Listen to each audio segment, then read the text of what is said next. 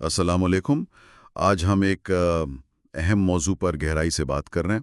حالیہ ایران اسرائیل کشیدگی اور اس کے پیچھے کیا عوامل ہیں، اس کو سمجھنے کی کوشش کریں گے۔ جی، اور ہماری گفتگو کی بنیاد سمیع حمدی کے یوٹیوب چینل دی تھنکنگ مسلم پر جو تجزیہ پیش کیا گیا ہے وہ ہے۔ بالکل۔ لیکن شروع میں ہی یہ واضح کرنا بہت ضروری ہے، یہ جو جائزہ ہے یہ مصنوعی ذہانت سے تیار کیا گیا ہے۔ اچھا۔ تو اس میں کچھ غلطیاں ہو سکتی ہیں۔ یہ صرف معلوماتی اور تعلیمی مقاصد کے لیے ہے۔ ہم صرف وہ ویڈیو میں جو تفصیلات ہیں انہی پر بات کریں گے۔ شکریہ یہ واضح کرنے کے لیے۔ تو آئیے پھر اس پیچیدہ صورتحال کے اہم پہلوؤں کو دیکھتے ہیں۔ پہلا سوال تو یہی بنتا ہے کہ حمدی کے تجزیے کے مطابق اسرائیل نے آپ کہہ لیں اسی وقت کیوں حملہ کیا ایران پر؟ کوئی خاص وجہ؟ دیکھیں، حمدی کا تجزیہ یہ کہتا ہے کہ اسرائیل کو ایران کی ایک طرح سے کمزوری نظر آئی، خاص طور پر شام اور لبنان میں وہ ایران کا اثر و رسوخ کم ہو رہا تھا۔ اچھا۔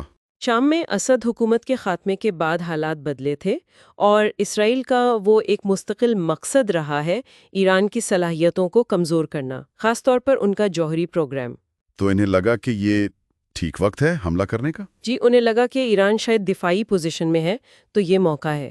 یعنی بنیادی بات یہ کہ اسرائیل نے موقع دیکھا ایران کی مبینہ کمزوری کو دیکھتے ہوئے۔ بالکل، لیکن یہاں ایک اور دلچسپ پہلو بھی ہے۔ امریکہ اور اسرائیل کے درمیان اختلافات، خاص طور پر جب ٹرمپ انتظامیہ تھی، حمدی کے مطابق دونوں کے مقصدوں میں فرق تھا۔ اچھا، وہ کیسے؟ لگتا ہے یعنی حمدی کے مطابق اسرائیل شاید ایک بڑی جنگ چاہتا تھا، جبکہ ٹرمپ انتظامیہ وہ ان حملوں کو صرف ایک آپ کہہ لیں حربے کے طور پر دیکھ رہی تھی۔ حربہ؟ کس لیے؟ ایران پر جوہری معاہدے کے لیے دباؤ ڈالنے کا حربہ۔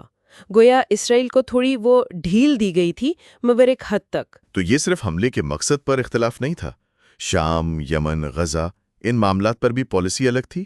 جی ہاں، بالکل۔ شام میں احمد الشارع کے کردار پر اتفاق رائے نہیں تھا۔ یمن میں ٹرمپ انتظامیہ نے مبینہ طور پر اسرائیل سے پوچھے بغیر ہوتھیوں سے یک طرفہ جنگ بندی کر لی۔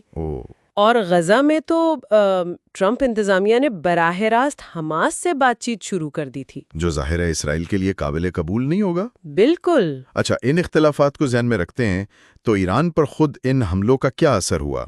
حمدی نے وہ حملوں کی پریسیشن یعنی نشانے کی درستی اور انٹیلیجنس لیکس کا ذکر کیا ہے۔ جی، اور یہ بات ایرانی قیادت کے لیے بہت تشویشناک تھی۔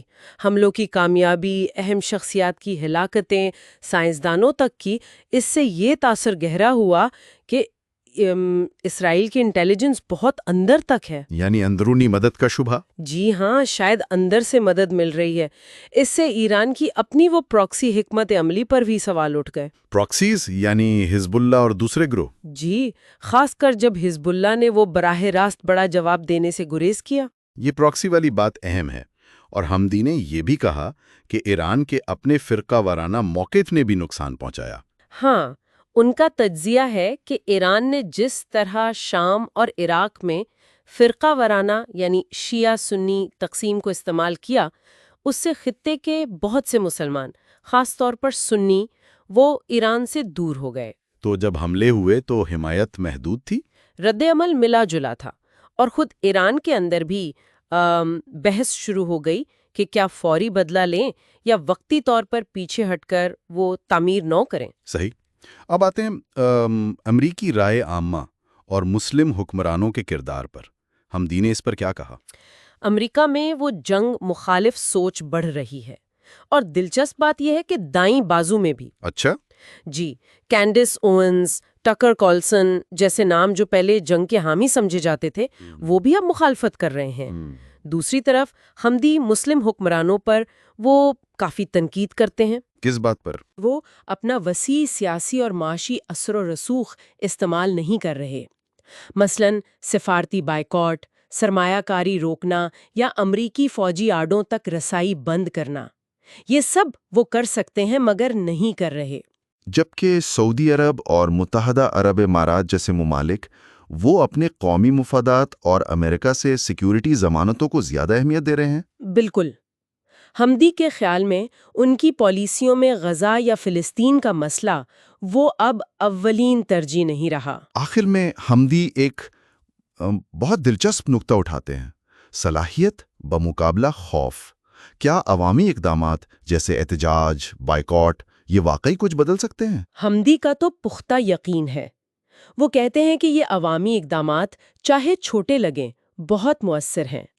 احتجاج، بائیکاٹ، سوشل میڈیا مہمیں، یہ سب مغربی ممالک میں رائے عامہ بدل رہے ہیں، پالیسیوں پر اثر ڈال رہے ہیں. تو اصل مسئلہ صلاحیت کا نہیں، خوف کا ہے؟ جی، وہ کہتے ہیں اصل مسئلہ خوف اور عمل کی کمی ہے. تاریخ میں بھی تو انبیاء اور لوگوں نے خوف کے باوجود جد و جہد کی. تو یہ ساری گفتگو واقعی یہ ظاہر کرتی ہے کہ مشرق وسطیٰ کی صورتحال کتنی وہ طے در طے ہے. علاقائی طاقتیں، عالمی سیاست، عوامی رائے، اندرونی مسائل سب آپس میں جڑے ہوئے ہیں. بالکل. اور یہ ہمیں ایک غور طلب سوال پر چھوڑ جاتی ہے. کیا خطے میں طاقت کا توازن واقعی بدل رہا ہے؟ اور کیا یہ جو عوامی بیداری اور اقدامات نظر آ رہے ہیں یہ مستقبل میں وہ طاقت کے پرانے ڈھانچوں کو چیلنج کر پائیں گے؟ یہ وہ سوال ہے جس پر سوچتے رہنا چاہیے.